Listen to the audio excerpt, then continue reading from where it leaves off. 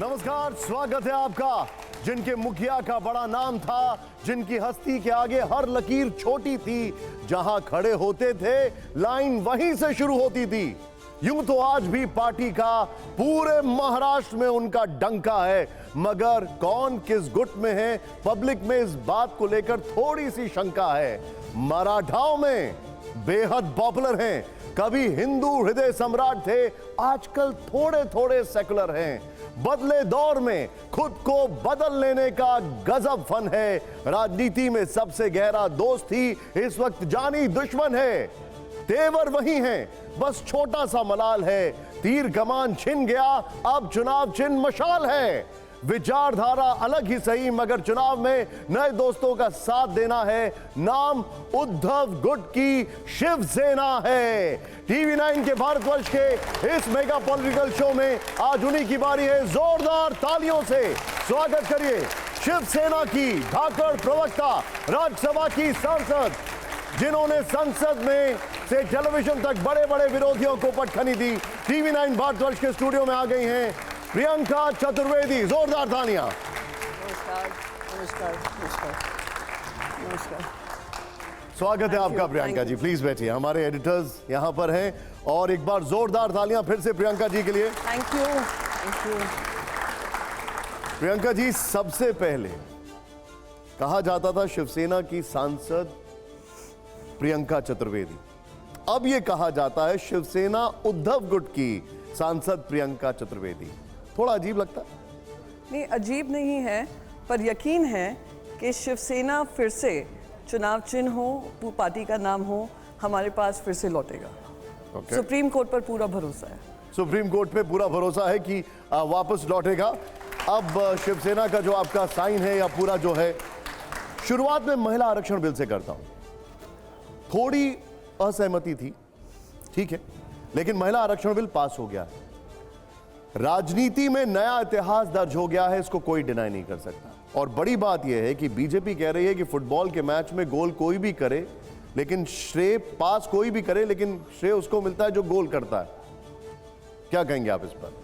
तो सबसे पहले मैं कहूँगी, सिर्फ एक ऐतिहासिक बिल ही नहीं पास हुआ है जो कानून बना है, एक और हमने उसमें फर्स्ट ऐतिहासिक क्षण हुआ है कि एक ऐसा बिल पास हुआ है, एक ऐसा कानून पास हुआ है जो कब लागू होगा उसकी तारीख हमारे पास नहीं है। जो बिल होते हैं और एक्ट बनते हैं लोकसभा और राज्यसभा में पास होकर, वो इमीडिएटली इम्प्लीमेंट होते हैं, यानी अगले लोकसभा चुनाव में इसको इम्प्लीमेंट करना चाहिए था। अभी कहा जा रहा है 2029 में करेंगे, सेंसस करेंगे। 2021 में सेंसस होना था, 2023 हो गया है, उसकी बात भी नहीं हो रही है। 2026 में हम डीलिमिटेशन करेंगे। मुझे नहीं पता यहाँ पे कितने लोग जानते हैं, पर डीलिमिटेशन में को लेकर बहुत विवाद ऑलरेडी सदर्न स्टेट्स में बना हुआ है। उनकी जो भागीदारी आने वाले पार्लियामेंट में होगी, क्योंकि उन्होंने अपने पॉपुलेशन पे नियंत्रण किया है, सक्सेसफुल रहे हैं, उनकी भागीदारी कम होगी। और जो राज्यों में पॉपुलेशन कंट्रोल नहीं हुआ है, उनकी भागीदारी पार्लियामेंट में बढ़ेगी। तो ये किस तरीके का न्याय है? तो ऑलरेडी उस पर विवाद है, तो आप समझ सकते हैं। क्या आपको ये लग रहा था कि बिना डीलिमिटेशन किसको पास कर दिया जाए? बगैर, अरे 540 सीट पे क्यों नहीं हो सकता है? 2010 का बिल, मैं 2010 के बिल के बारे में आपको बताऊं। 2010 का जो बिल था, जो राज्यसभा में पास हुआ, उसमें ये था अगले लोकसभा चुनाव से ये लागू होगा। आप इसको डीलिमिटेशन से नहीं जोड़ सकते हैं, आप इसको सेंसस से नहीं जोड़ सकते हैं, बहुत क्लियर है। आप 2011 के सेंसस के अनुसार कर देते नहीं, लेकिन अगर उसमें रिप्रेजेंटेशन प्रॉपर नहीं होता फिर? अभी रिप्रेजेंटेशन में आप लोग को क्या दिक्कत हो रही है? वैसे ही कोई संवाद नहीं हो रहा है। पर 543 MPs जो जा रहे हैं, क्या वो कम है किसी तरीके से? आप उसमें 33% लगा देते, 2024 में और महिलाएं खड़ी होती, और रंग बिरंगी साड़ियाँ दिखती, और महिलाओं की आवाज़ सुनाई देती। अब आपने उनके लिए दरवाज़ा खोल दिया। बिल्कुल दरवाज़ा खोला है, मैंने उसमें भागीदारी ली है, ऐतिहासिक बिल में मैंने पार्टिसिपेट किया है, मेरी पार्टी ने उसको पूरा समर्थन दिया है। राज्यसभा में जब ये पास हो रहा था, एक सिंगल नो नहीं था उसमें, एक सिंगल लाल बत्ती नहीं थी, खुशी का माहौल था, एक सिंगल एब्स्टेन नहीं हुआ है MP। पर मैं कह रही हूँ, हमने दरवाजे तो हम सब ने खोल दिए मिलकर, पर उस दरवाजे में अभी भी आपसे कह दिया है महिलाओं को कि अब आप क्यू में लग जाओ, क्यू में अपनी मंशा दिखा दो, फिर जब हम ये कर देंगे, ये कर देंगे, ये कर देंगे, तब आप एंट्री करना। खुद लॉ मिनिस्टर ने कहा है 2029 में भी शायद लागू ना हो। तो आपने चुनावी झुंझुना हमें दिखा दिया है। लेकिन विपक्ष की तरफ से यह कहा जा रहा है कि इसमें मुसलमानों और ओबीसी को रिजर्वेशन दिया जाए। क्या शिवसेना मुसलमानों को रिजर्वेशन देना चाहती है इसमें? मैंने तो कहीं नहीं सुना मुसलमानों को दे दिया जाए। आपने सुना है? ओवैसी जी ने बोला, ओबीसी की बात हुई है। ओवैसी जी ने नहीं, बोला। मैंने ये ओवैसी जी इंडिया अलायंस के हिस्सा नहीं है, वो भारतीय जनता पार्टी के दूसरे सिक्के के पहलू हैं, और ये मैं स्पष्ट तरीके से कहती हूँ। हमारे गठबंधन ने यही कहा था जब आप रिप्रेजेंटेशन कर रहे हैं सारे राजनीतिक। शिवसेना का स्टैंड क्या है ओबीसी और मुसलमानों के रिजर्वेशन को लेकर? नहीं, आप बार बार इंसिस्ट कर रहे हैं, मैं आपको बार बार यही कह रही हूँ। इंडिया गठबंधन का ये है कि रिजर्वेशन में समानता होनी चाहिए।